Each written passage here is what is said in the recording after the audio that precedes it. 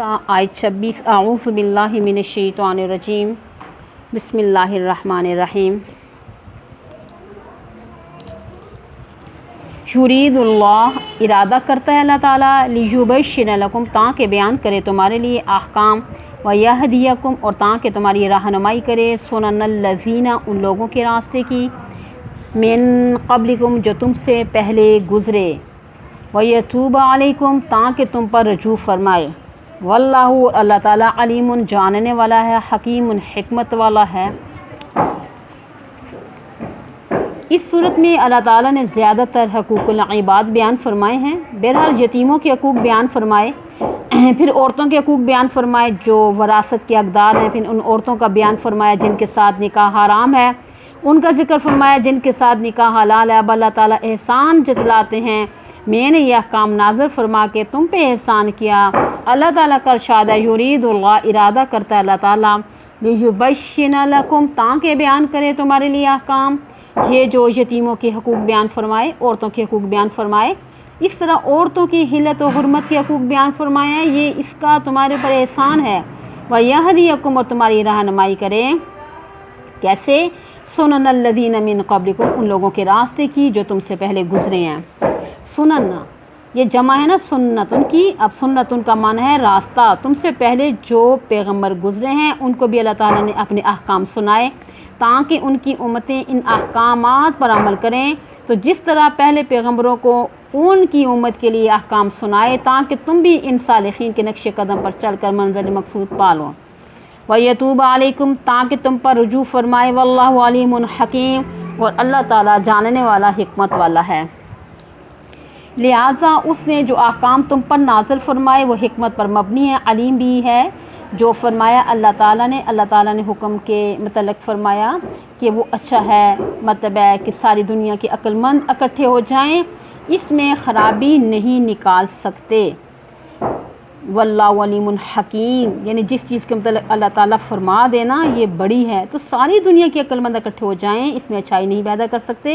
یہ اللہ تعالیٰ کا حکم بھی اٹل ہے، جو کچھ وہ کرتا ہے وہی بہتر ہوتا ہے، جو کچھ اللہ تعالیٰ نے فرما دیا وہی حق ہے۔ اسی طرح اللہ تعالیٰ کے پیغمبر نے جو کچھ فرمایا وہی حق ہے۔ بہرحال حضرت صلی اللہ علیہ وآلہ وسلم نے فرمایا یہود کے 71 فرقے ہیں، یعنی یہودیوں نے موسیٰ علیہ السلام کے دین میں گڑبڑ کی اور 71 فرقے مذہبی بنا دیے۔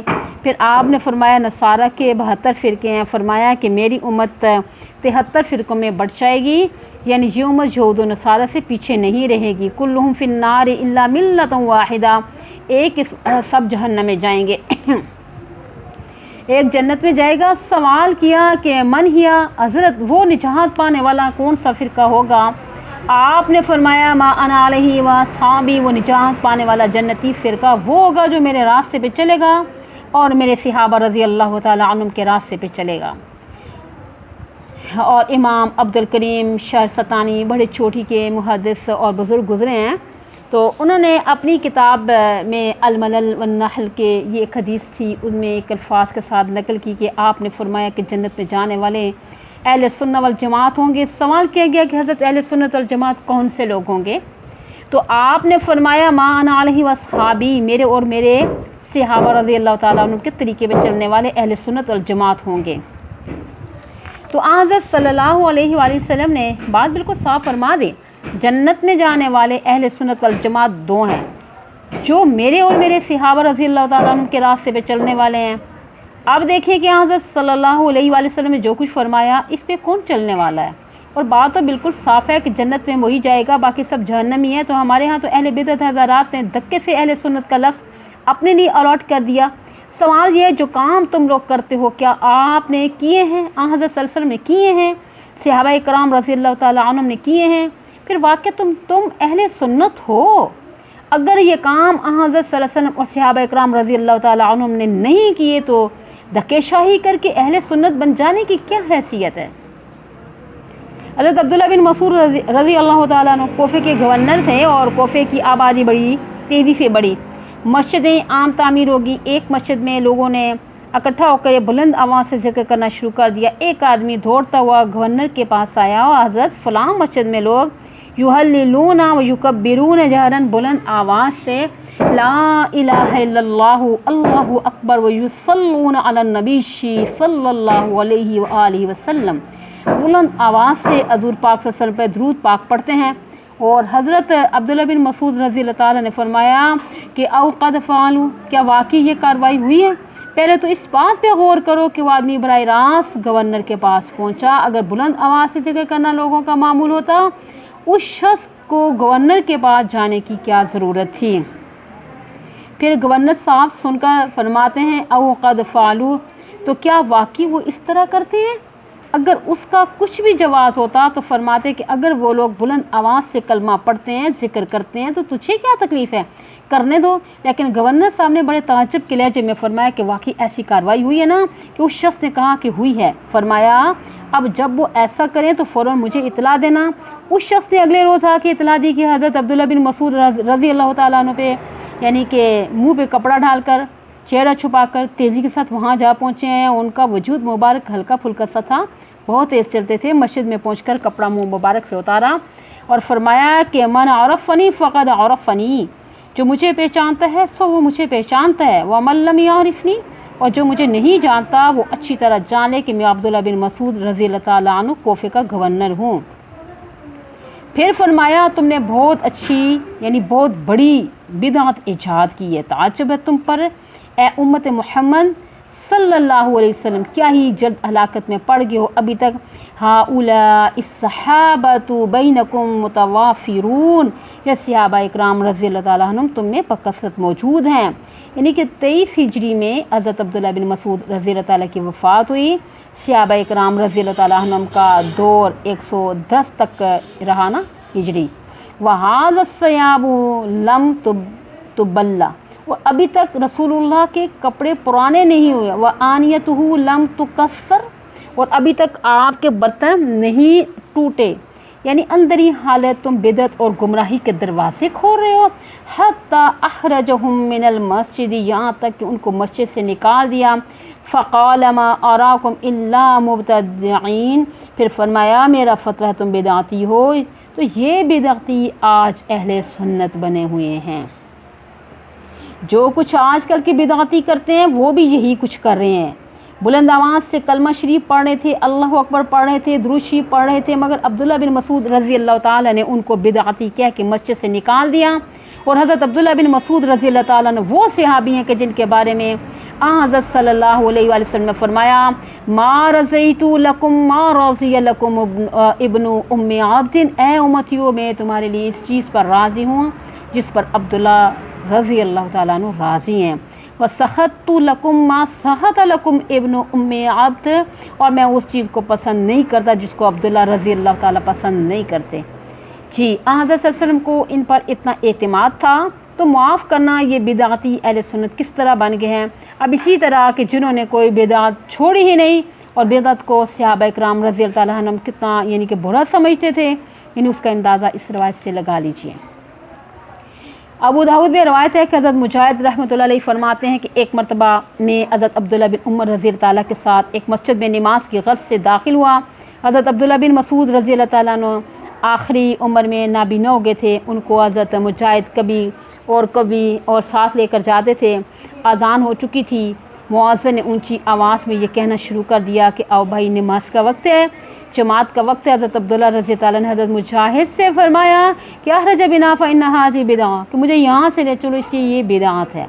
अब अंदाज़ा करें इब्न उमर रज़ी अल्लाह ताला ने बिदअत और अहले बिदअत से कैसी नफ़रत की।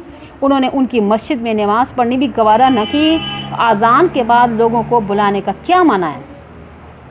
इस मसले में तफसील ये कि अच्छी तरह समझ लीजिए। वो इस तरह के आज़ान हो जाने के बाद तुम घर से नमाज के लिए मस्जिद में आ रहे हो, और आते ही वो अपने महल्ले में आसपास के लोगों को कहते हो आओ भाई नमाज के लिए चलें, ठीक है, ये जायज़ है। और दूसरी सूरत ये है कि मुअज़्ज़िन आज़ान देने के बाद फिर आज़ान की तरह आवाज़ें लगाए और कहे कि नमाज के लिए आओ, ये क्या है? बिदअत है। दोनों में बड़ा फ़र्क है, क्योंकि मुअज़्ज़िन ने आज़ान के बाद तस्वीर की थी, इसलिए हज़रत इब्न उमर रज़ी अल्लाह ताला ने वहाँ नमाज नहीं पढ़ी। तो बहुत सारे लोग गलतफ़हमी का शिकार हैं। बरेलवियों को वो अहले सुन्नत वल जमात समझते हैं, और हमको वहाबी कहते हैं। ला हौला वला कुव्वता इल्ला बिल्लाहिल अलिय्यिल अज़ीम। اس لیے ہم اپنے بھائیوں سے کہتے ہیں وہابی تو محمد بن عبد الوہاب نجدی کے پیروکاروں کو کہا جاتا ہے، وہ مسلکن حنبلی تھا، ہم تو بڑے پکے حنفی ہیں اور وہ ہم وہابی کس طرح ہو گئے؟ تو بہرحال یہ انگریز کی پالیسی ہے، اس نے ہمیں بدنام کرنے کے لیے ہمارے ساتھ یہ وہابی کی یعنی کہ دم لگا دی تھی، جو ابھی تک اتری نہیں ہے، حاشا وکلا، ہم بالکل وہابی نہیں ہیں، الحمدللہ ہم سنی ہیں اور اہل سنت والجماعت ہیں۔ غنیت الطالبین میں حضرت شیخ عبد القادر جیلانی رحمۃ اللہ علیہ سے سوال کیا گیا کہ اہل سنت والجماعت کی تعریف کیا ہے؟ تو فرمایا اہل سنت وہ لوگ ہیں جو حضرت صلی اللہ علیہ وسلم کے طریقے پہ چلنے والے ہیں، جماعت سے مراد صحابہ اکرام رضی اللہ تعالیٰ عنہ کی جماعت ہے، ٹھیک ہے، یعنی صحابہ اکرام رضی اللہ تعالیٰ عنہ کے نقش قدم پہ چلنے والے ہیں۔ تو 73 فرقوں میں سے نجات پانے والا فرقہ اہل سنت والجماعت ہے، باقی سب دوزخی ہیں۔ پھر دوزخ میں جانے کی بھی تفصیل ہے کہ 72 فرقوں میں سے وہ بھی ہوں گے جن کا افتراق کفر و شرک کی حد تک پہنچ چکا ہوگا، وہ تو کبھی بھی دوزخ سے نہیں نکل سکیں گے، ہمیشہ کے لیے دوزخ میں رہیں گے۔ اور 72 فرقوں میں سے ایسے بھی ہوں گے جن کا افتراق و اختلاف صرف بدعات کی حد تک ہوگا، کفر و شرک ان میں نہیں ہوگا، یہ بھی دوزخ میں تو جائیں گے مگر کچھ عرصے کے بعد دوزخ سے نکل آئیں گے۔ تو یہ فرقہ اول تا آخر دوزخ سے بچے گا، وہ ہے جو ما انا علیہ واصحابی کا مصداق ہوگا، یہ نجات پانے والے فرقے کا معیار ہے، اس کو اچھی طرح آپ یاد رکھیے، کسی کے دھوکے میں نہیں آنا، ٹھیک ہے؟ آپ سمجھ آ گئی ہے؟ واللہ یرید ان یتوب علیکم، اور اللہ تعالیٰ ارادت کرتا ہے اس بات کا کہ تم پہ رجوع فرمائے، تمہاری توبہ قبول کرے۔ وَيُرِيدُ الَّذِينَ، وہ ارادہ کرتے ہیں وہ لوگ، يَتَّبِعُونَ الشَّهَوَاتِ، جو پیروی کرتے ہیں خواہشات کی، ان تمیلوا میلا عظیما، اس بات کا ارادہ کرتے ہیں تم پھر جاؤ حق سے، پھر جانا بہت بڑا، بہت زیادہ۔ وہ اس طرح خواہشات کو پورا کرنے کے لیے بدعات کرتے ہیں اور کہتے ہیں کہ اس میں کیا حرج ہے بھائی، حرج تو ہے کہ حضرت صلی اللہ علیہ وسلم کی سنت کے خلاف کرتے ہو اور چلتے ہو، یہ تھوڑا حرج ہے، اور کہتے ہو کوئی حرج نہیں۔ حضرت علی رضی اللہ تعالیٰ عنہ کے دور خلافت میں یہ واقعہ پیش آیا۔ عید کے دن حضرت علی رضی اللہ تعالیٰ عنہ عیدگاہ میں پہنچے، لوگ پہنچے ہوئے تھے، حضرت علی رضی اللہ تعالیٰ کو دیکھا، ایک صوفی طرز کے آدمی نے عیدگاہ میں نماز شروع کی ہوئی۔ حضرت علی رضی اللہ تعالیٰ نے اپنے غلام یعنی قنبر رحمۃ اللہ علیہ سے کہا کہ جا کے صوفی کے کان میں آہستہ سے کہو کہ عید والے دن عیدگاہ میں عید کی نماز کے علاوہ کوئی نماز نہیں ہوتی، زوال کے بعد ظہر بھی ہے، عصر بھی ہے۔ غلام نے حسب حکم صوفی کے کان میں جا کے کہہ دیا کہ مگر وہ بڑا سخت قسم کا صوفی تھا، باز نہ آیا۔ حضرت علی رضی اللہ تعالیٰ نے اپنے غلام سے پوچھا بھائی تو اس کو کہہ کر آیا ہے؟ اس نے کہا حضرت بالکل اچھی طرح کہہ کر آئے ہوں، مگر وہ نہیں مانتا۔ حضرت علی رضی اللہ تعالیٰ خود تشریف لے گئے اور اسے کندھے سے پکڑ کر فرمایا تو کیا کر رہا ہے؟ وہ بڑے غصے میں کہنے لگا کہ میں نماز پڑھ رہا ہوں، کوئی گناہ کا کام نہیں کر رہا۔ حضرت علی رضی اللہ تعالیٰ نے فرمایا میں گواہی دیتا ہوں تو گناہ کر رہا ہے۔ اب دیکھیں، کیونکہ جو چیزیں حضرت صلی اللہ علیہ وسلم سے ثابت نہیں ہیں ان کا کرنا گناہ ہے۔ اب دیکھیے وہ نماز پڑھ رہا ہے، حضرت علی رضی اللہ تعالیٰ عنہ فرماتے ہیں کہ تو گناہ کر رہا ہے۔ دوسری طرف کوفہ کی ایک مسجد میں چند آدمی بلند آواز سے دروشی پڑھ رہے تھے۔ حضرت عبداللہ بن مسعود رضی اللہ تعالیٰ نے ان کو کان پکڑ کر مسجد سے نکال دیا، اس لیے کوئی شے کی شکل و صورت نہیں دیکھنی، اس میں کیا حرج ہے کہ اس میں کیا حرج ہے، کیا حرج ہے؟ دیکھنا یہ ہے کہ یہ حضرت صلی اللہ علیہ وسلم سے ثابت ہے اور صحابہ اکرام رضی اللہ تعالیٰ عنہ سے ثابت ہے یا نہیں ہے۔ اگر ثابت ہے تو اس کا کرنا سنت ہے، اگر ثابت نہیں تو اس کا کرنا بدعت ہے، یہ ہے حرج۔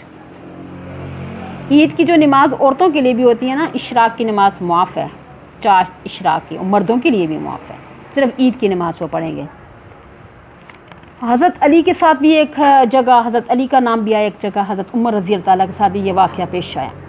یرید اللہ تعالیٰ ارادہ کرتا ہے آئیں یخفف عنکم، تم سے بوجھ ہلکا کرے، وخلق الانسان ضعیفا، پیدا کیا گیا انسان کمزور۔ اور یا ایھا الذین آمنوا، اے وہ لوگوں جو ایمان لائے ہو، لا تأکلوا اموالکم بینکم بالباطل، نہ کھاؤ اپنے مال آپس میں ناحق طریقے سے، وہ اس طرح کہ تم چوری کر کے کھاؤ، ڈاکہ ڈال کے کھاؤ، رشوت لے کر کھاؤ، ظلم و زیادتی کر کے کھاؤ، مکر و فریب کے ساتھ کے ذریعے کھاؤ، بہرحال فراڈ کر کے کھاؤ، جو کچھ بھی کرو ملاوٹ کر کے کھاؤ، یہ سب طریقے کیا ہیں؟ باطل طریقے ہیں۔ الا ان تکون تجارتاً، مگر شے کہ ہو تجارت، ان تراض منکم، آپس میں رضامندی سے تجارت کے ذریعے کھانا جائز ہے، مگر دوسرے کا مال ناجائز طریقے سے کھانا جائز نہیں ہے۔ ولا تقتلوا انفسکم، اور نہ قتل کرو اپنی جانوں کو، کیونکہ جن کو قتل کر رہے ہو وہ بھی تمہارے جیسے انسان ہیں۔ تمہارے بھائی ہیں ان کو تم کیوں قتل کرتے ہو؟ ان اللہ کان بکم رحیما، بے شک اللہ تعالیٰ تم پہ مہربانی کرنے والا، شفقت کرنے والا ہے۔ ومن یفعل ذلک، اور جس نے یہ کارروائی کی یعنی اللہ کے حکموں کو توڑا، عدوانا و ظلما، زیادتی کرتے ہوئے، ظلم کرتے ہوئے، عدوان کہتے ہیں نا بندے کے حق کو توڑنے کو، اور ظلم کہتے ہیں اللہ تعالیٰ کے حق کو توڑنے کو۔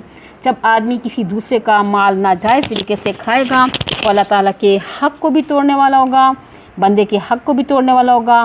تو جو شخص تعدی ظلم کرے گا فسوف نصلیہ نارا، پسند قریب ہم اسے داخل کریں گے آگ میں، اگر دنیا میں وہ کسی نہ کسی سزا سے بچ گیا تو جہنم کی ابدی سزا اس کے انتظار میں ہے۔ وَكَانَ ذَلِكَ عَلَى اللَّهِ يَسِيرًا، اور ہے یہ دوزخ سزا دینا اللہ تعالیٰ کے لیے آسان ہے۔ ان تجتنبوا، اگر تم اجتناب کرو گے، کبائر ما تنہون عنہ، ان بڑے گناہوں سے جن سے تمہیں روکا گیا ہے، نکفر عنکم سیئاتکم، اور ہم مٹا دیں گے تم سے تمہارے چھوٹے گناہ۔ مطلب یہ اگر تم بڑے گناہوں سے بچتے رہو گے تو چھوٹے گناہ ہم خود بخود معاف کر دیں گے، اور کبیرہ گناہ بڑے ہیں۔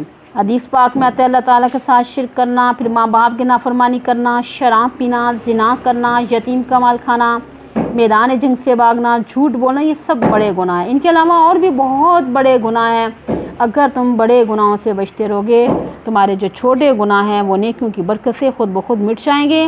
اللہ تعالیٰ کا ارشاد ہے ان الحسنات یذہبن السیئات، بے شک نیکیاں گناہوں کو دور کر دیتی ہیں، یعنی نیکیوں کی برکت سے صغیرہ گناہ خود بخود معاف ہو جاتے ہیں۔ یہ میں نے صبح پڑھائی تھی، یعنی کہ عالمیہ کو یہ باب تھا مسلم شریف کا، ان الحسنات یذہبن السیئات، اس میں ساری ڈیٹیل ہے، ان سے پوچھ لیں۔ حدیث پاک میں آتا ہے جب آدمی نماز کے لیے گھر سے چلتا ہے ہر قدم کے لیے نیکیاں لکھی جاتی ہیں، ایک صغیرہ گناہ مٹ جاتا ہے۔ پھر جو وضو کرتا ہے اس کی برکت سے صغیرہ گناہ خود بخود جھڑ جاتے ہیں۔ پھر جب مسجد میں آ کے نماز میں شریک ہوتا ہے تو اللہ تعالیٰ کی طرف سے اس کو نیکیاں ملتی رہتی ہیں۔ وَنُدْخِلْكُمْ، اور ہم تمہیں داخل کریں گے، مدخلاً کریما ہے، داخل ہونے کی جگہ میں جو بڑی عزت والی ہے وہ جنت ہے۔ اللہ تعالیٰ تمام مسلمین مسلمات کو نصیب فرمائے۔ رب ارحمہما کما ربیانی صغیرا۔